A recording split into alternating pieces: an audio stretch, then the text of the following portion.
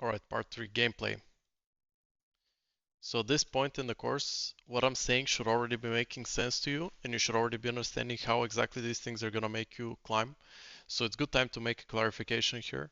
Unless, in case you guys were fooled, you will not magically climb in League of Legends just by learning what I'm saying here. You will need to put in the work, and you will need to play a lot of games and work towards improving your skills fundamentally through practice and repetition.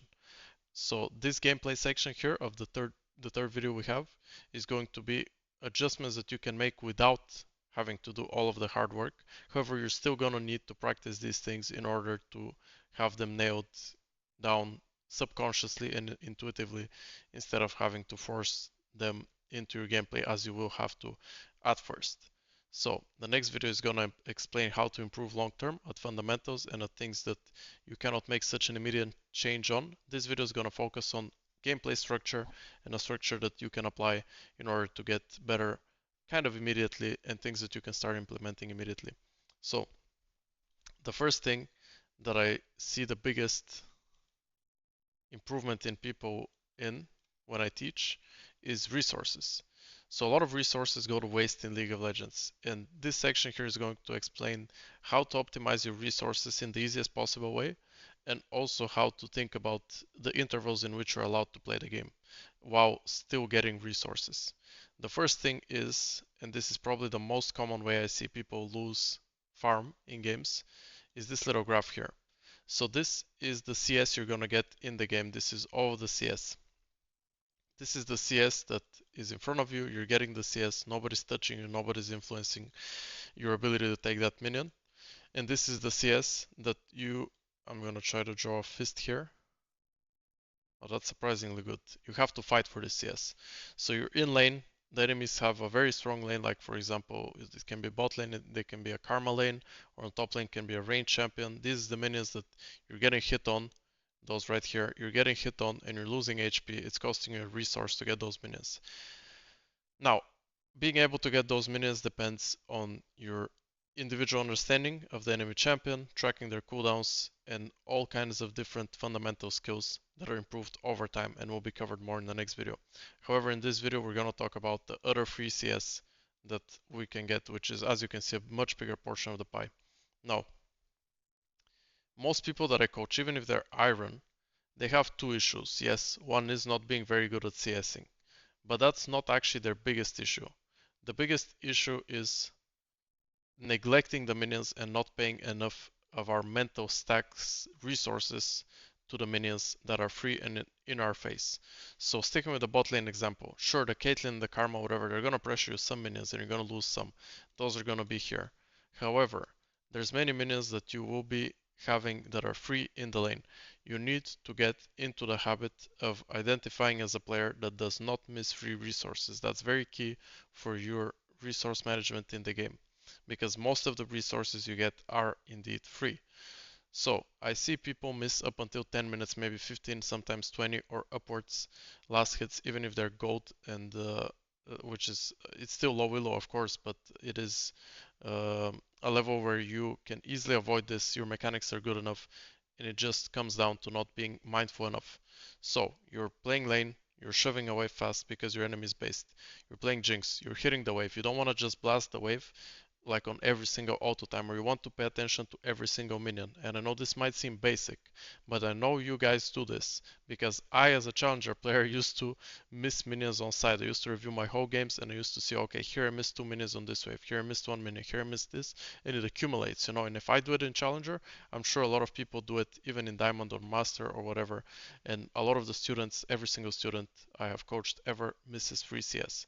So first thing you want to do to optimize this is laning phase. You want to make sure that a significant portion of your mental energy is delegated to making sure that every single minion that you can get for free, you do get and you're not neglecting it.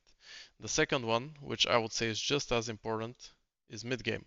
So what does this mean? Let's say you're playing a mage or you're playing Aatrox or you're playing just a champion that has reasonable wave clear. When you walk up to the wave, you're like, this wave, I mean, I just destroy this wave in 1 second, and you just spam all your spells and you kill the wave. Like, sure, that's gonna take like 2-3 seconds and it's gonna be more efficient. But what we want to go away from is actually efficiency, which sounds weird, but we want to go away from wave clear speed efficiency and move into wave clear resource efficiency. So we still want to be fast, but we more want to take all of the minions than be fast. So this is fast, this is taking all of the minions. When you're really good, it's like this, you know, you're both fast and you're taking all of the minions. But you need to first learn to take all of the minions and then learn to clear the wave as fast as possible while doing that. I'll give you an example for anyone who plays Orianna. You stay in front of the wave. You don't want to QW the first 2 minions because you're using a large, 3 minions, sorry, a large burst of damage on the minions that are aggroed by your whole wave. So you want to target the wave in a way where the last, when the minions get low, you have a burst damage ability so you can get them. So maybe you Q through the wave, you W the backline, you pull the bow back, the minions are kind of low, but you have a Q coming up and you can handle um, the melee minions with a Q and secure that you are actually getting all of them. These are the habits you need to work on to optimize last hits in mid game. If you're dropping 1, 2, even 3 minions, God forbid, on every wave in mid game because you're focusing on speed efficiency rather than resource efficiency, you're going to be bleeding farm and bleeding resources the whole game. And as we spoke about, our gameplay idea, our general approach to the game is we want to increase our champion's agency to increase our win rate. So resources is a fundamental part of this and it's why it's the pillar of our gameplay strategy that we start with. Next pillar is understanding wave timers. In this chart here, I've created it. Yes, I have. And it helps a lot of people understand, so I'm just gonna stick with it. League of Legends is a game that you cannot kill towers if you don't have waves, and the enemies cannot really walk to an objective if there's a wave in their tower because you're gonna see them, it's gonna be very obvious, and they're gonna bleed resources. So the game in general is played, you take a wave, you do something, you take a wave, you do something, you take a wave, you do something. So this here symbolizes the 30-second windows in which waves spawn. Every 30 seconds a wave spawns and correspondingly every 30 seconds a wave arrives into your lane. So this is the moment the wave arrives into your lane. It's not going to be the spawns here. We're going to be talking about 30 seconds. The wave arrived in the lane right now. What does this mean? It means that if you immediately as the wave arrives push it in this much time, you have this much time to make any sort of play that you want to make and then be back in lane for the next wave. This applies to mid game where you're playing side lane or you're playing mid depending on your role. It applies to laning phase. It applies to the entire game as the waves keep spawning the entire game. So a lot of times the mistake I see that I want to get out of you is the wave arrives and you don't have a plan in mind. You kind of want a base maybe, but you haven't really thought about it. You have like 1.2k or 1.150, you're playing bot lane. You want to get a BF sword, but you haven't really thought about it much. So you're like kind of jacking off here, if I may put it like this, for the first 5-7 seconds of the wave. And then you're low key hitting the wave, and then you kind of see that the wave ends up dying while you're trading and hitting. And then at this point, you're like waiting a bit, maybe you're walking around the lane seeing if you can harass under tower, and then you're like, oh, look at my gold, I have BF sword, I can base, and then you base here. Now this is an extreme example, not always does it happen this bad, but you guys get where I'm coming from. Efficiency in terms of how fast you push the wave after the wave arrives matters a lot when you're planning to base, when you're planning to ward, when you're planning to roam, when you're planning to play a dragon, whatever you're planning to do. This efficiency is what's going to make you either base here and be back on your next wave, or base here and be back at the half of the next wave and you're bleeding 2-3 minions, or worse depending on if the enemy used that window to shove the wave or if the wave just naturally stayed in the middle. So, summarizing this, laning phase. We want to be thinking about the plays that we are going to be making beforehand.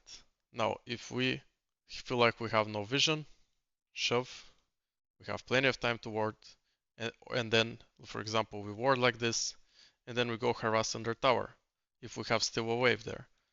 If we're planning to base, we plan it beforehand. We shove, then we base, and we return to lane. We're on time. If we're playing mid game, there's a dragon fight. Take the mid wave. If it's dangerous, opponent takes the wave, you take the wave, You join the dragon fight. You return to your lane.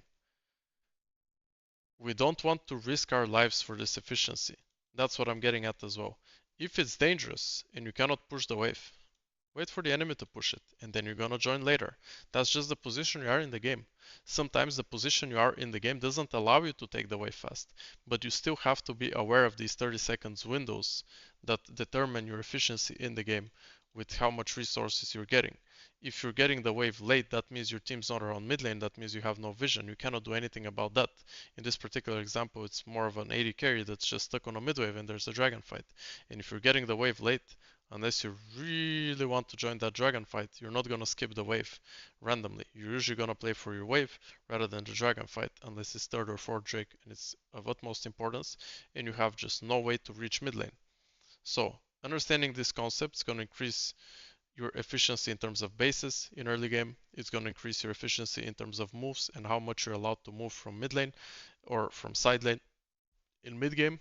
And it's going to help you understand further concepts such as pushing waves deep on site, where then you push the wave this in this much time and it crashes into the enemy tier 2. So then you have 2 waves of windows actually to move, because then it has to crash back to your tier 2 and stuff like that. As you understand this and as you get deeper understanding of this, you're going to by yourself start understanding side wave tempo as well, because with tier 1 towers down, etc., because it kind of works in the same way. It's just that it's 2 waves that are interacting instead of 1. So this is incredibly important for you to understand to optimize your resources in mid game. Now, the next thing we're going to talk about is something we touched on in the previous video. So it's going to be 2 big D's here: decisions. What does this look like? A heart. Decisions and discipline, or whatever I wrote here. So decisions and discipline. So as far as decision making, we already gave the example of you here with your big brain following Mr. Bob, your teammates, play A, instead of consciously deciding to make play A. Now, the difference here is very key. If you're doing this and you're consciously deciding to make Bob's play, you are not blindly following him just by, okay, he does this, I'm going to do this. You are actually making a choice which is going to improve your decision making long term, and it's also going to make sure that your decision making doesn't average out to the players in your game. Now, if you want to do what he does, that's completely fine, but you should always consider his play being bad.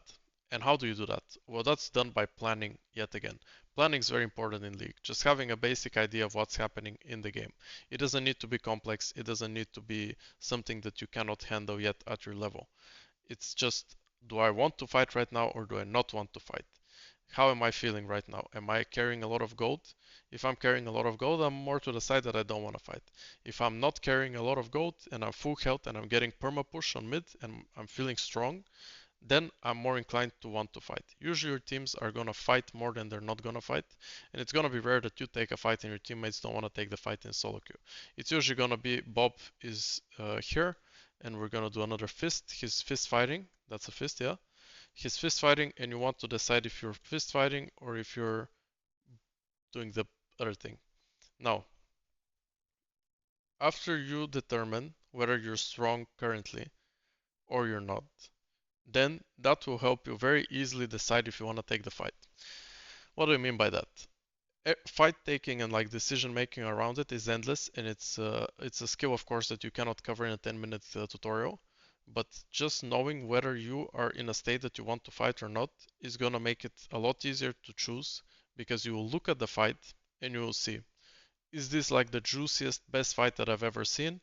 And if it's not, I'm either going there and completely not risking my life, just playing from range, assuming I'm not losing a wave while I'm doing it, or I'm just not joining the fight and I'm pinging danger. Now, if you really want to fight, then you can join the fight without much hesitation, right? If you're getting pushed and you're healthy and you have no gold to spend, etc. So determine if you're healthy and if you have gold, etc. Look at the factors in your own state of the game. That's the most important thing when you're deciding what your champion should do, your champion state in the game. And then after you make that decision, look at the fight. Like after you've established this framework for the current situation you're in, let's say you established it, you re-establish it at all points, like, oh, here I got chunked, I don't really want to fight now. Then you have that at the back of your head. And then when you see a fight happening, you need the juice of the fight to be at a very high level. So if the fight is not very juicy, you don't like it very much, it's not looking like the best thing you've ever seen, and you are in bad conditions, you just ping danger and you hope to God, you pray to God that your teammate backs off. If he doesn't, you got your wave, you got your base, you are staying strong and you're staying relevant in the game, and your teammate is the one that's an idiot and is making a mistake when his mid laner is low or his top laner or whatever. Let people int, let people make mistakes. Don't feel guilty. Don't feel pressured to follow them just because they're doing stuff. Decide for yourself, improve your decision making long term, avoid dying. Thus you're gonna avoid dying, and you're going to keep staying relevant in the game. So, next thing is discipline. We already touched on this as well. So, what does discipline mean? It means, I'm just gonna write the D word. It means dopamine addicted players in solo queue. That's what we're playing off of. We don't need to make extraordinary plays in order to stay relevant and stay strong in the game. We need to not be that guy. So I'll give one or two examples here that I already gave to refresh your memory. We don't want to be the person that is unsure about an all-in and we take the all-in and we end up delaying ourselves in the game by losing waves of XP and of gold when we could play safe, get our, not play safe, but play on the conditions where we know we're stronger, get our resources, and then wait for the enemies to make big blunders. The enemies will make big blunders. Don't be scared to wait for that to happen. Don't be scared to play the game on your terms. It might feel bad sometimes. You might be having to recall at 10% HP and miss a wave and a half. Absolutely fine. I've done this in challenger games where I start the game with 20 CS at 4 minutes, my opponent's completely roasting me, and then I just know that okay, I'll do my best to get my CS, I'll do this, I'll do this. I play to my windows, bam, I'm back in the game and I'm the strongest guy in the game. It works in Challenger, it works in every single elo. As long as you don't make the big blunders, you have a big advantage. Doesn't mean it's gonna work every game. Sometimes you're gonna get destroyed the whole game. But this gives you such a large advantage in every single game that you really need to start implementing this framework and working with this. If you're not sure, don't do it. It's simple. And then play on your conditions, take small losses when you have to, and eventually you will get big wins if you stay relevant in the game and you're not the guy feeding, you're not the guy uh, doing the big mistakes. So this is kind of a two-part thing. Don't be the guy that does the big mistakes and the big blunders. Don't be the guy that does the unsafe plays, and abuse the guys that do both of these things. So we've covered discipline, we've covered, I think we have pretty much covered everything here. Let me see if I have any more notes. I think one mental thing that I would like to touch on is about shame. And we talked about disagreeability, right? A lot of times we're gonna feel bad just leaving our teammates to die. I already touched on this, but I want to reinforce it. Don't feel bad. Sometimes you have to think in your head, I'm doing the correct play. If my team dies, it's their mistake. This is something that fundamentally changed the way I look at solo queue. I'm doing the right thing. If my team dies, it's their mistake what they just did. When you have this mindset, it makes you so much more free in solo queue to just play the game. And then you can always look back at the game and see if you did the wrong thing. And you can be like, yeah, I mean, it happens. I trusted myself, but it seems like I should have done this. And then you can adjust with time. It's a video game after all. Don't feel too pressured. Don't feel too bad about doing what you deem is good in the game. And don't blindly follow. Don't play for short-term dopamine. Play to win the game if you want to be climbing, and master these two things. Optimize your resources, and you're gonna have a almost no effort. I mean, no effort as far as playing for months and years, as most people do to climb. Way of improving your understanding and your chances of winning in solo queue.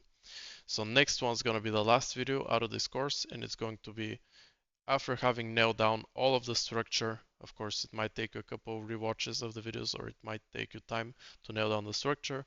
What do I do long term in order to improve at the game? So that's gonna be the last video, and I'm gonna see you there. Thank you.